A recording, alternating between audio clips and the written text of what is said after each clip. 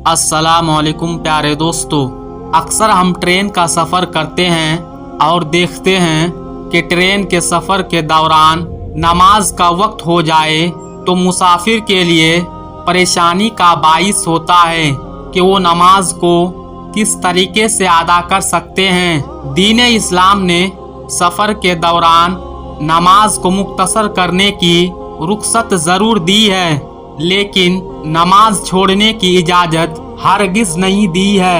अल्लाह वाले एक नेक बंदे जो ट्रेन का सफ़र कर रहे थे, जब उन्होंने ये नियत की मगरिब की नमाज का वक्त है और नमाज अदा कर ली जाए, तो फिर अल्लाह तबारक व ताला ने कैसे उनके लिए आसानी पैदा कर दी कि ट्रेन प्लेटफॉर्म से 1 इंच भी आगे ना चल सके।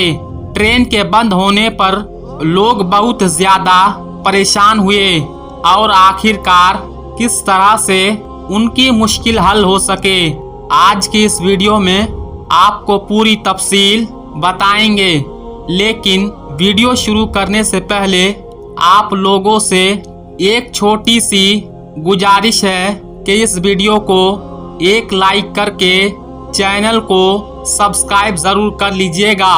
प्यारे दोस्तों, जो शख्स अल्लाह तबारक व ताला की इबादत करता है, नमाज की पाबंदी करता है, नमाज को खुशी व खुजू के साथ अदा करता है, तो अल्लाह तबारक व ताला उसके लिए आसानियां पैदा कर देता है।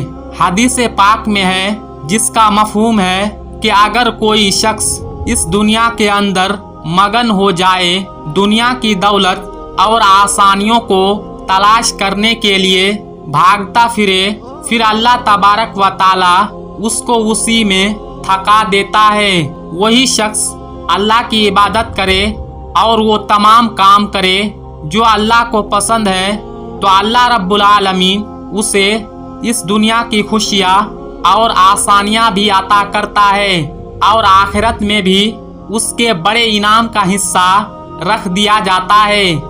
दोस्तों, जो लोग खास तौर पर नमाज पंचगना अदा करते हैं, हर वक्त नमाज अदा करते हैं और नमाज इसलिए नहीं अदा करते, उन पर फर्ज कर दी गई है और उन्हें पढ़ना ही पड़ेगा।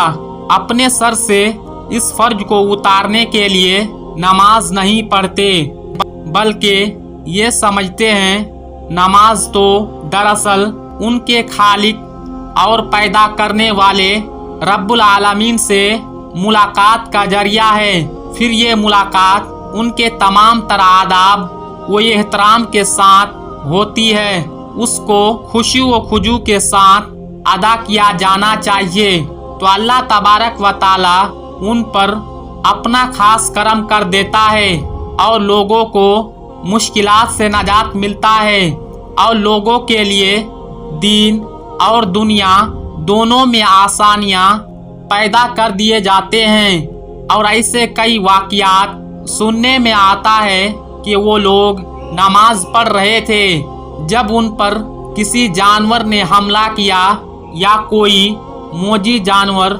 सामने आ गया, तो अल्लाह तबारक व ताला ने उसी नमाज की बरकत से उन लोगों को कैसे महफूज रखा।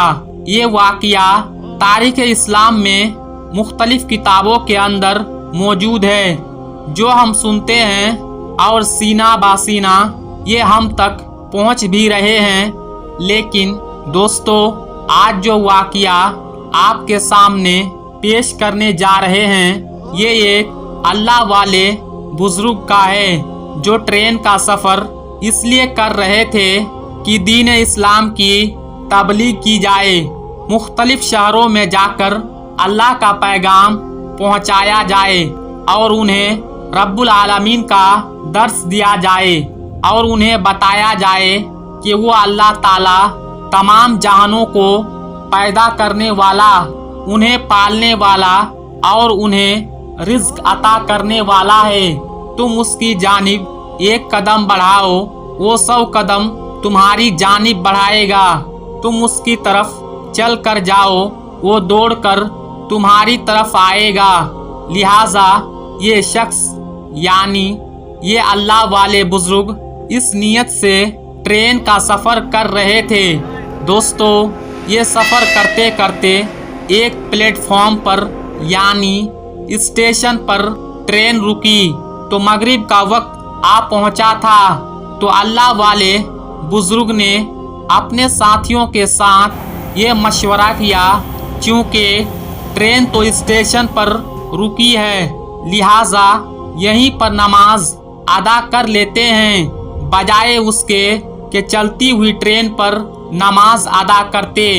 ہم پلیٹ فارم پر نماز ادا کریں گے اور پھر اپنے سفر کو واپس شروع کریں گے۔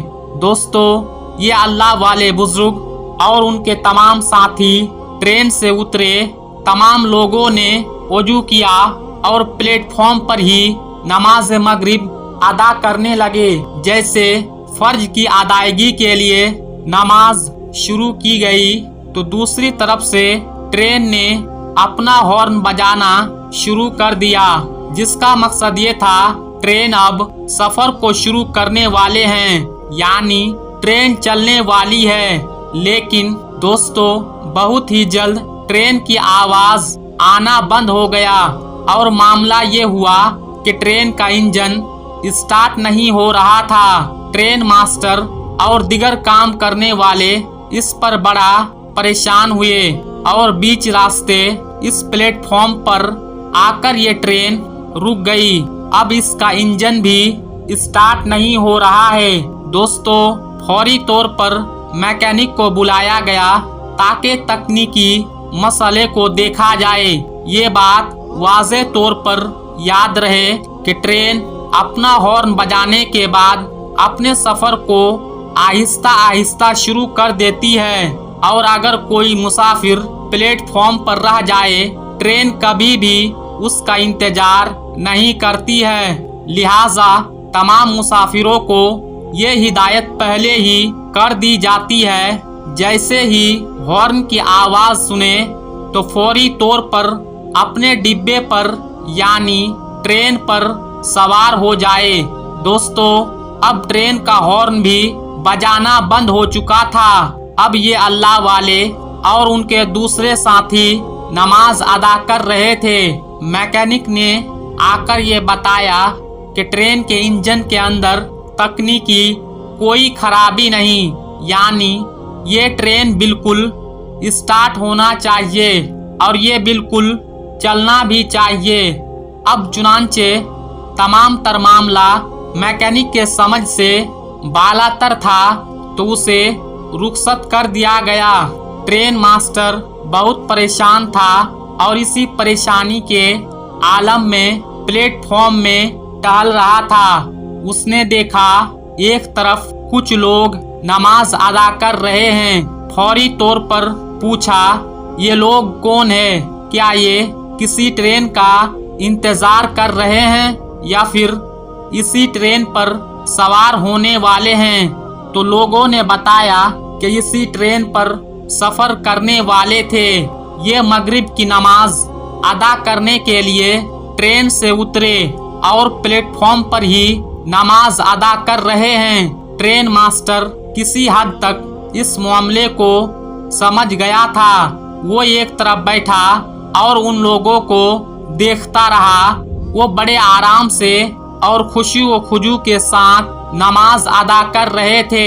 جیسے ہی اللہ والے بزرگ نماز مکمل کی تو ٹرین ماسٹر خود ان کے پاس جا کر گزارش کی کہ یہ اللہ والے شخص، میں آپ کو نماز ادا کرتے ہوئے دیکھا ہے اور یوں معلوم ہوتا ہے کہ شاید آپ اپنے پروردگار کو دیکھ کر نماز ادا کر رہے ہیں۔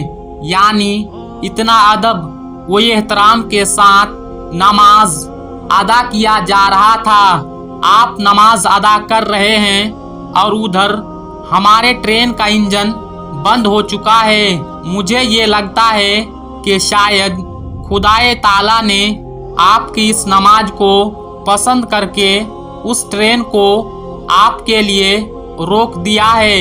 اگر آپ نماز ادا کر چکے ہیں، برائے کرم آپ اس ٹرین پر سوار ہو جائیے۔ تاکہ ہم دوبارہ اس سفر کو شروع کر سکے۔ دوستو، یہ بزرگ اس وقت اپنے نماز مکمل کر چکے تھے۔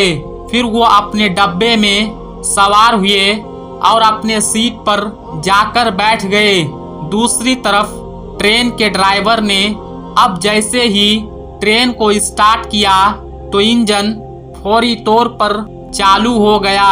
تو دوستو، یہ ہے نماز کا کرشمہ۔ اس لیے آپ تمام مسلمانوں سے گزارش ہے کہ کم سے کم 5 وقت کی نماز ضرور ادا کریں۔ آج کے اس ویڈیو میں بس اتنا ہی۔ ملیں گے اگلی ویڈیو میں، تب تک کے لیے السلام علیکم، اللہ حافظ۔